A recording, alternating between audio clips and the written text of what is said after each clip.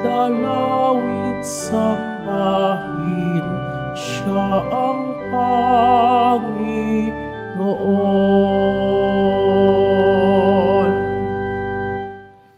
Sa ngalan ng Ama, ng Anak at ng Espiritu Santo, Amen.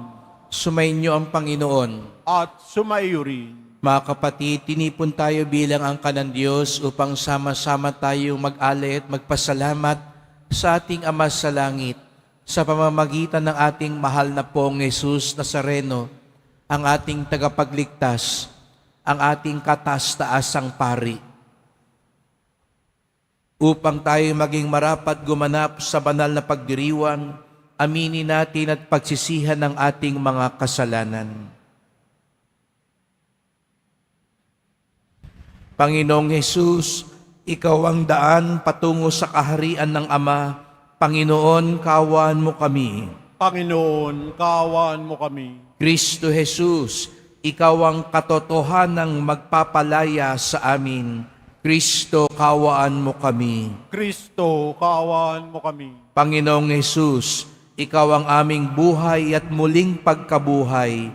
Panginoon, kaawaan mo kami. Panginoon, kaawaan mo kami. Kawan tayo ng makapangyarihan Diyos, patawarin tayo sa ating mga kasalanan at patnubayan tayo sa buhay na walang hanggan.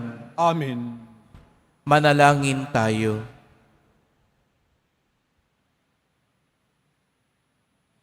Ama naming makapangyarihan, nagpakita bilang taong katulad namin ang iyong anak. Sa pamamagitan niyang naging aming kawangis, kami naway maging kanyang kaparis. Kasama mo at ng Espiritu Santo, magpasawalang hanggan. Amen. Maupo po tayo.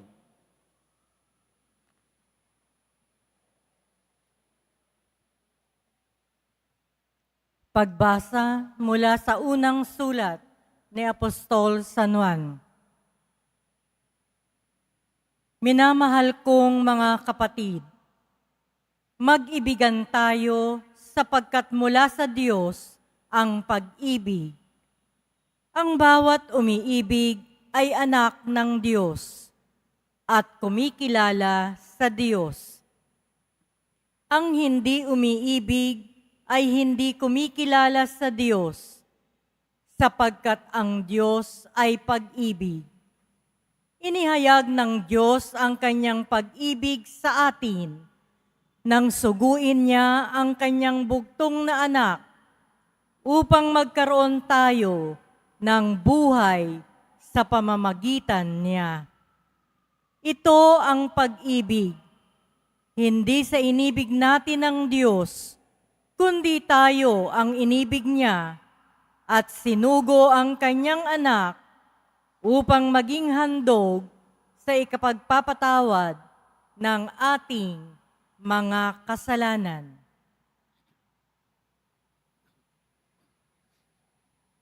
Ang salita ng Diyos. Salamat sa Diyos. Poon, maglilingkod sa iyo, tanang bansa nitong mundo. Poon, maglilingkod sa iyo, tanang bansa nitong mundo. Turuan mo yaong haring humatol ng katwiran. Sa taglay mong katarungan, O Diyos, siya'y bahaginan. Upang siya'y maging tapat, mamahala sa iyong bayan. At pati sa mahihirap, maging tapat siyang tunay. Poon, maglilingkod sa iyo, tanang bansa nitong mundo. Ang lupain nawa niya'y umunlad at managana. Maghari ang katarungan sa lupain nitong bansa. Maging tapat itong hari sa paghatol sa mahirap at ang mga taong walay pag-ukulan ng paglingap. Poon, maglilingkod sa iyo, tanang bansa nitong mundo. Yaong buhay na matuwid sa kanyang kapanahunan, madama ng bansa niya at umunlad habang buhay. Yaong kanyang kaharian ay palawak ng palawak mula sa ilog Euphrates sa daigdig ay kakalat. Poon, maglilingkod sa iyo, tanang bansa nitong mundo. Tumayo po tayo.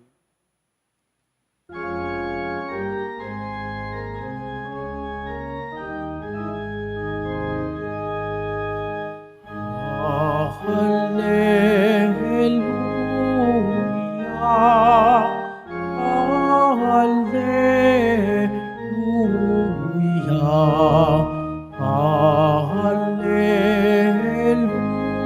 Hallelujah, Hallelujah.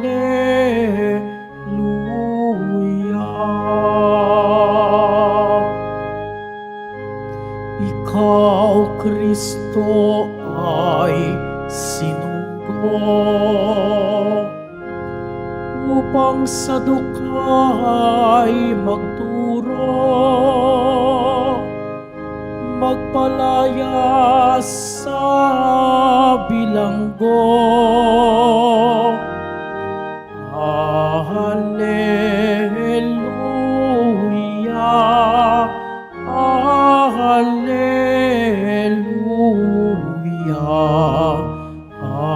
Hallelujah, Hallelujah.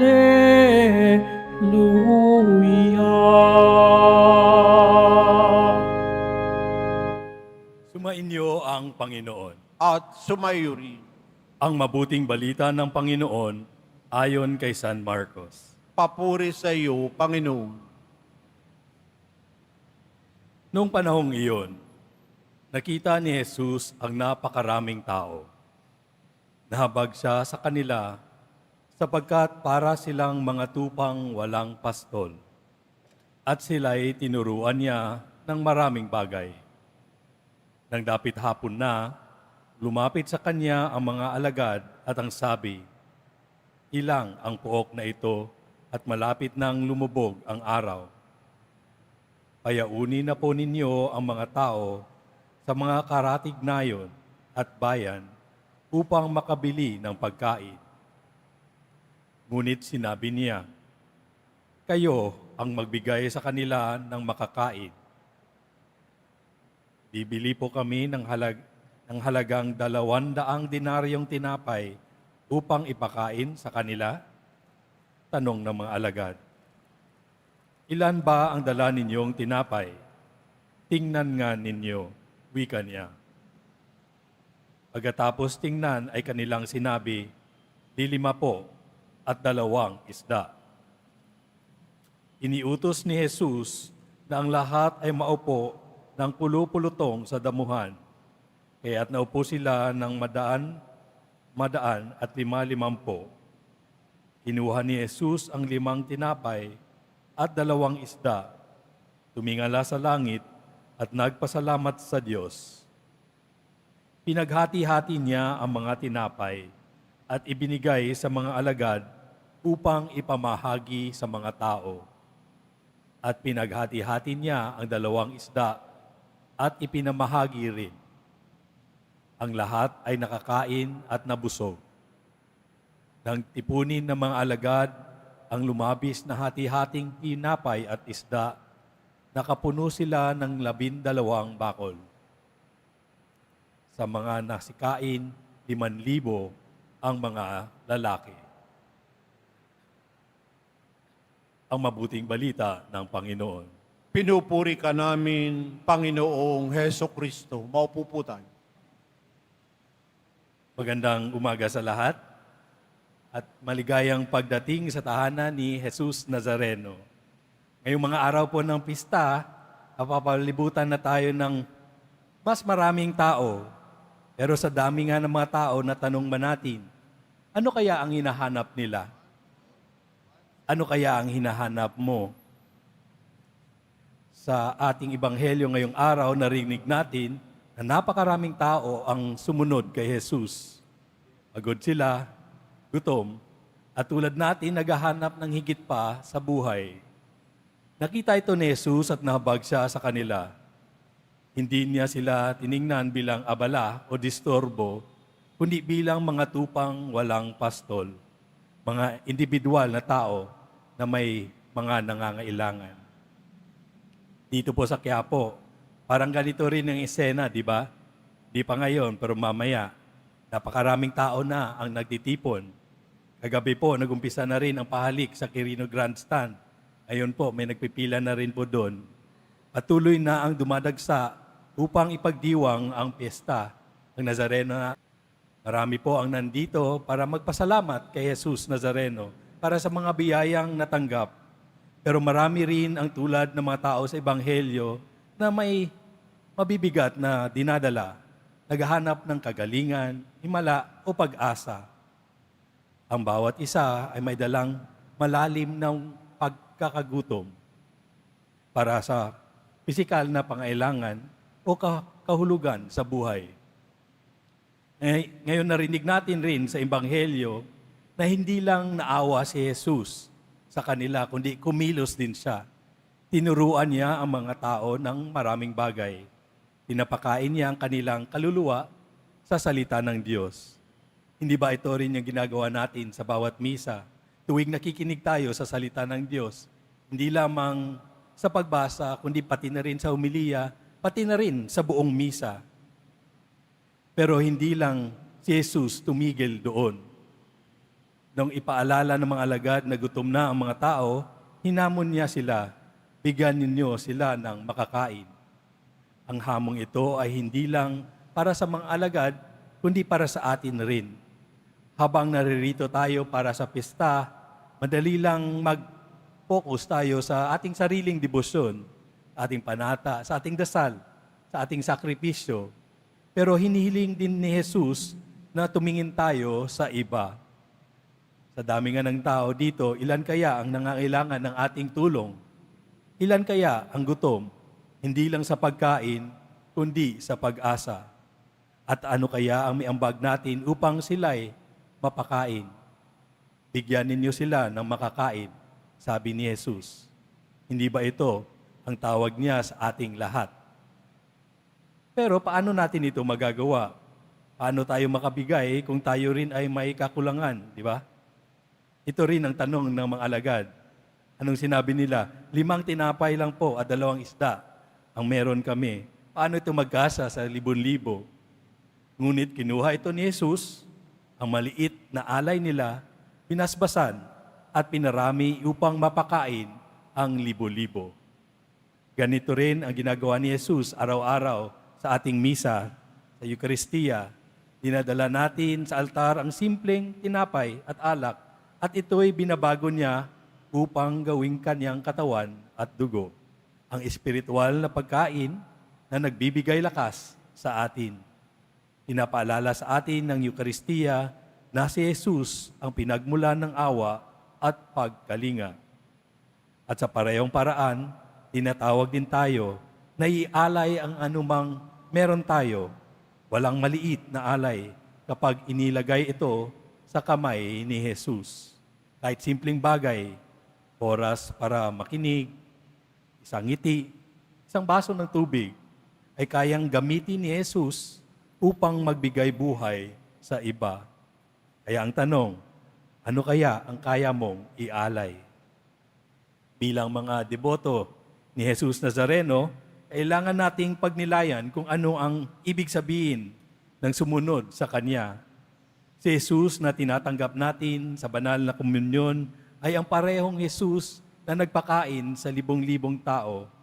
Tinawag niya tayo na tingnan ang napakaraming tao dito, hindi lang bilang abala, kundi bilang mga kapatid na nangangailangan. Kahit simpleng kilos ng kabutihan ay maaring maging daan upang madama nila ang pag-ibig ni Jesus Nazareno. Isang bagay ang tiyak, bawat isa sa mga taon dito ngayon ay may dalang kwento. Bawat isa ay mahalaga kay Jesus.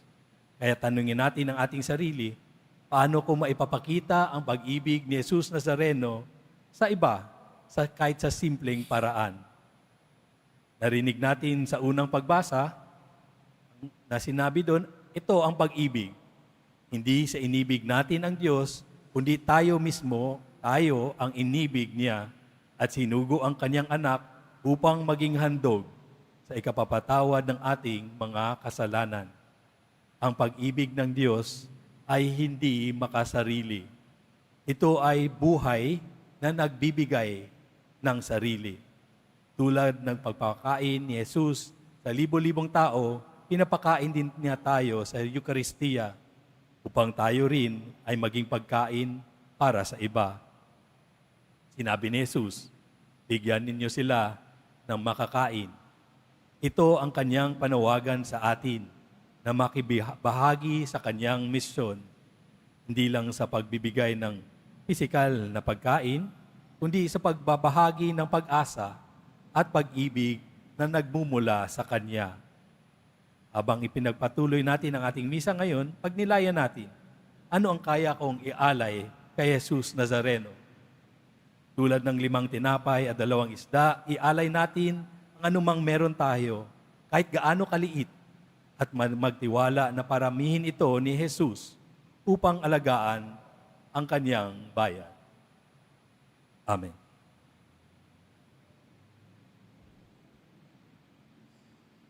Tumayo po tayo.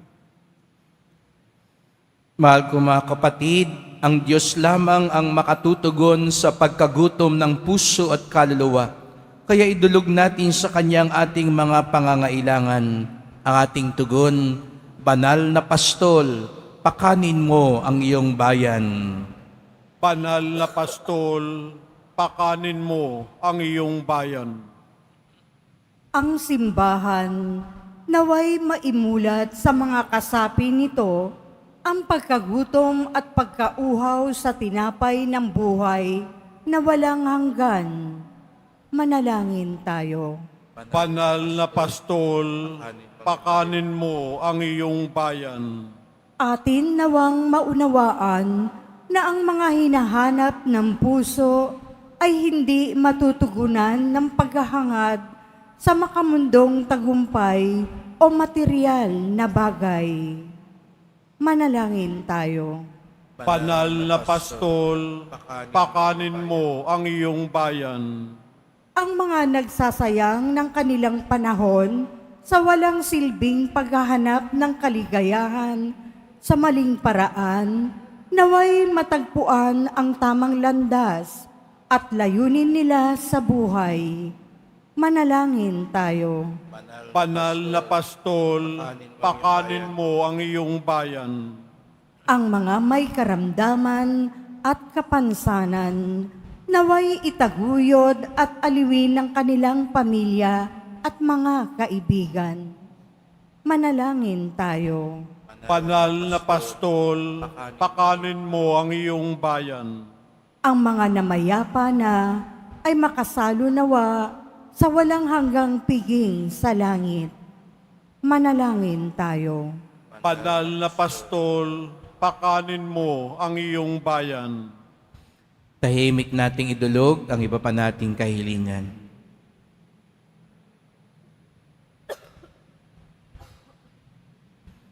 Ama naming makapangyarihan, ibinigay mo sa amin ang tinapay mula sa langit bilang pagkain sa aming paglalakbay dito sa lupa. Gabayan mo ang aming mga hakbang sa daan ng katarungan at kapayapaan. Idinadalangin namin ito sa pamamagitan ni Kristong aming Panginoon. Amen. Maupo po tayo.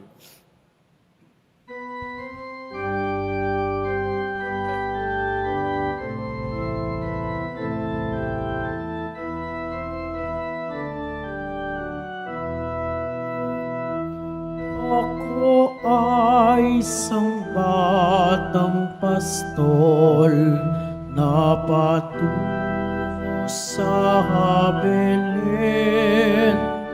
May dala na maiaalay kay Jesus sa sabsaban.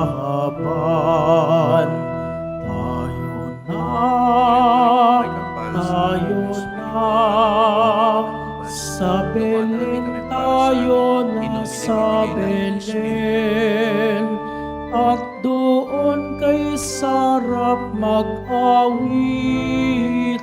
sa tabi ng sabsaban.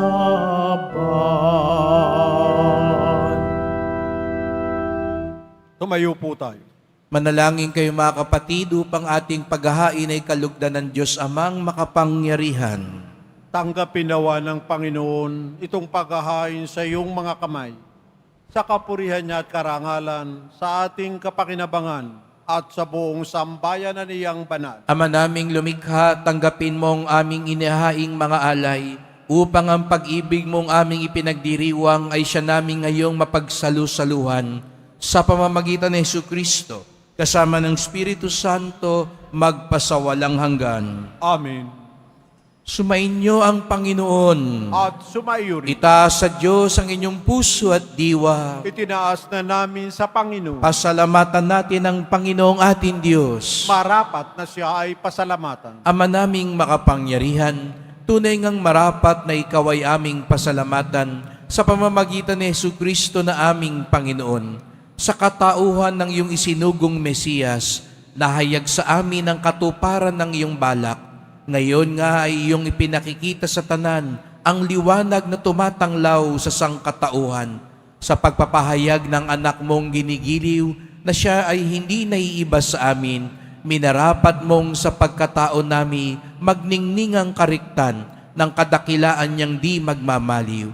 Kaya kaisa ng mga anghel nagsisiawit ng papuri sa iyo ng walang humpay sa kalangitan, kami nagbubunyi sa iyong kadakilaan. Santo, Santo, Santo, Panginoong Diyos ng mga hukbo, napupuno ang langit at lupa ng kadakilaan mo, o sana sa kaitaasan. Pinagpalang na paririto sa ngalan ng Panginoon, o sana sa kaitaasan. Lumuhod po tayo. Ama naming banal, ikaw ang bukal ng tanang kabanalan, kaya't sa pamamagitan ng iyong Espiritu gawin mong banal ang mga kaloob na ito, upang para sa amin maging katawan at dugo ng aming Panginoong Hesukristo. Bago niya pinagtiis ang kusang loob na maging handog, hinawakan niya ang tinapay, pinasalamatan kanya, pinaghati-hati niya iyon. Iniabot sa kanyang mga lagad at sinabi, "Tanggapin ninyong lahat ito't kanin. Ito ang aking katawan na ihahandog para sa inyo."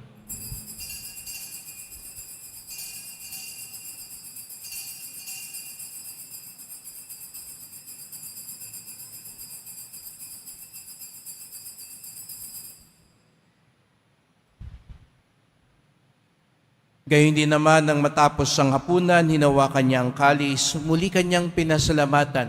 Iniabot niya ang kalis sa kanyang mga lagad at sinabi, "Tanggapin ninyong lahat ito't inumin. Ito ang kalis ng aking dugo, ng bago't walang hanggang tipan. Ang aking dugo na ibubuhos para sa inyo at para sa lahat, sa ikapagpapatawad ng mga kasalanan. Gawin niyo ito sa pag-alala sa akin."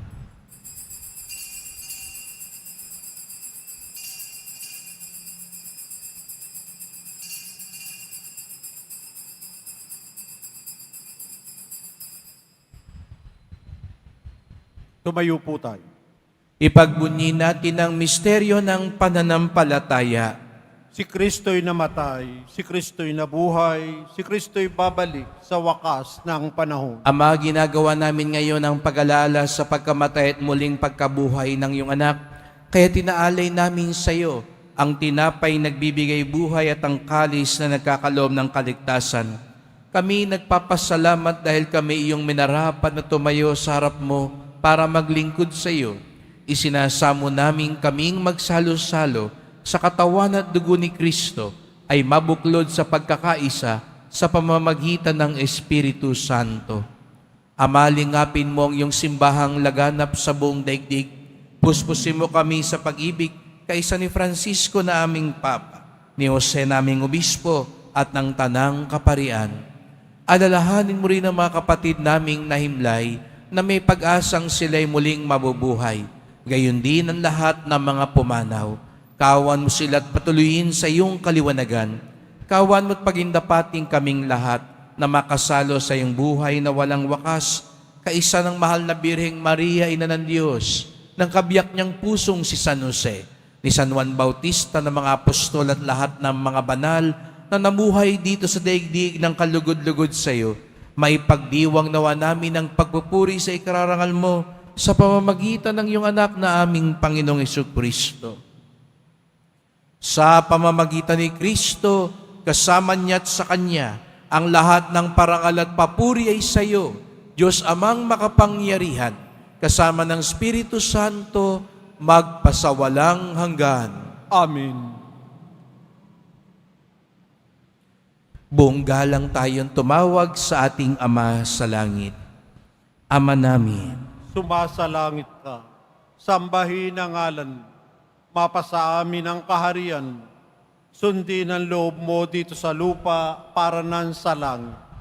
Bigyan mo kami ngayon ng aming kakanin sa araw-araw at patawarin mo kami sa aming mga sala para ng pagpapatawad namin sa nagkakasala sa amin. At huwag mo kaming ipahintulot sa tukso at iadya mo kami sa lahat ng masama. hinihiling namin kami adya sa lahat ng masama, pagkalooban ng kapayapaan araw-araw, iligtas sa kasalanan, ilayo sa lahat ng kapahamakan, samantalang aming pinananabikan ang dakilang araw ng pagpapahayag ng tagapagligtas naming si Jesucristo.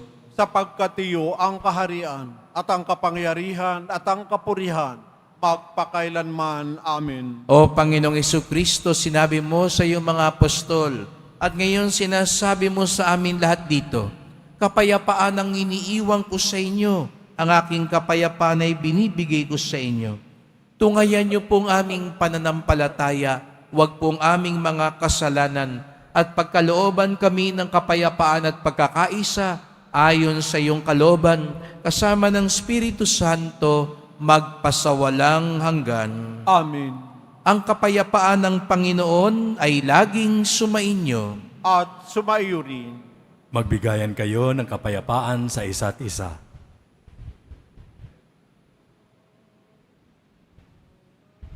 Kordero ng Diyos na nag-aalis ng mga kasalanan ng sanlibutan, maawa ka sa amin. Kordero ng Diyos na nag-aalis ng mga kasalanan ng sanlibutan, maawa ka sa amin. Kordero ng Diyos na nag-aalis ng mga kasalanan ng sanlibutan, ipagkaloob mo sa amin ang kapayapaan. Lumuhod po tayo. Narito ang ating Panginoong Jesucristo, ang bukal ng pag-ibig at pag-asa. Siyang kordero ng Diyos na nag-aalis ng mga kasalanan ng sanlibutan, mapapalad ang inaanyayahan sa kanyang piging. Panginoon, hindi ako karapat-dapat na magpatuloy sa iyo. Ngunit sa isang salita mo lamang ay gagaling na ako.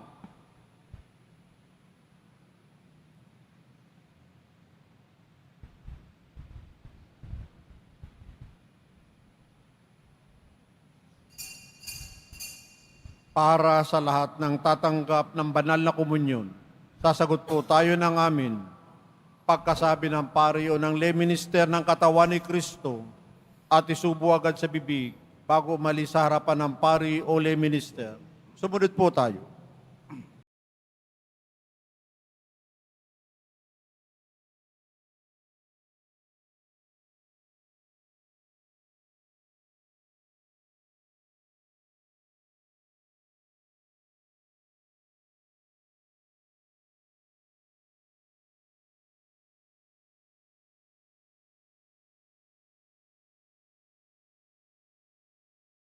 Tayo,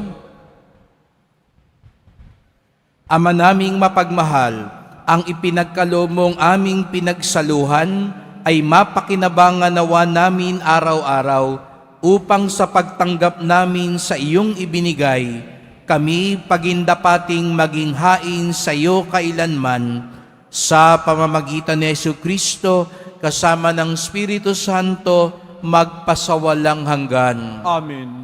Salamat po sa inyong pagpunta dito sa Quiapo, sa pakikiisa sa ating mga gawain para sa nalalapit na kapistahan. Pagpalain kayo ng Pong Nazareno at lalong palaguin ang inyong debosyon at pagmamahal sa Kanya. Ingat po kayo sa pag-uwi. Salamat po sa mga naglingkod sa misa, ang ating mga masisipag at bukas palad na mga lingkod dito sa dambana ni Jesus Nazareno sa Quiapo. At salamat po sa inyong lahat sa inyong tulong sa simbahan, mga pamisa, love offerings, online donations, sa mga tumatangkilik po sa ating medalyon at imahe na gagamitin natin po para maisaayos pa rin ang simbahan, lalo na ang elektrisidad, para maging ligtas at mas marangal at karapat-dapat sa ating pong Nazareno. At maraming salamat po sa mga nagdadala ng bigas, delata, noodles at iba pang pang-ayuda. Ang simbahan ng Quiapo ay isa sa mga unang tumutugon kapag may sunog, baha o anumang kalamidad. At kahit walang kalamidad, tuloy-tuloy ang ating pagtulong maging sa ibang mga parokya at kumbento na may programa para sa mga mahihirap. Sapagkat ang ating debosyon sa Poong Nazareno ay nagtuturo sa atin magmalasakit at tumulong sa ating kapwa. At ipagdasal natin na maging ligtas, maayos at mabiyaya ang ating Nazareno, lalo na po ang traslasyon, ang prosesyon. Nakikiusap tayo at nananawagan na maging mahinahon ng lahat ng mga deboto. Iwasan natin ang pagsalubong at pagsampa sa andas. Hayaan natin dun sa likod sa may krus at pumunas ng panyo para lahat ng tao, lalong-lalo na yung mga nasa gilid lang ng kalsada na hindi makalapit, ang mga matatanda at bata at mga may sakit, makita pa rin si Jesus. Ang tema natin ngayong taon, mas mabuti ang pagsunod kaysa paghahandog sa mga umaasa kay Jesus. Ang tunay na deboto, masunurin. Ang tunay na deboto, inaalala niya ang lahat. Ang pinakakatangian na pinili ng Diyos ay pag-ibig. Ang Diyos ay pag-ibig. Ang tunay na deboto ni Jesus Nazareno, hindi nauubusan ng pag-ibig sa Diyos at kapwa. Sumainyo ang Panginoon. At sumaiyo rin. Mahal na pong Jesus Nazareno, inihayag mo sa pamamagitan ng krus ang walang maliw na pag-ibig ng Diyos sa sangkatauhan. Pakinggan mo ang kahilingan lalo na para sa mga nangangailangan ng iyong tulong at awa. Makamtanawa namin ang iyong kasagutan ng may utang na loob na tinatanaw. Basbasan din po ninyo itong mga imahen at dasalan upang lalo kaming manalangin at magtiwala. Sa pamamagitan ng bendisyon na ito, naway lalo kaming maging mapaglingkod, masunurin at tapat sa iyo na aming maluwalhating Panginoon, magpasawalang hanggan. Amen. At pagpalaing kayong lahat ng makapangyarihang Diyos, Ama at Anak at Espiritu Santo. Amen. Humayo kayong taglay ang pag-ibig at kapayapaan ng Poong Jesus Nazareno. Salamat sa Diyos.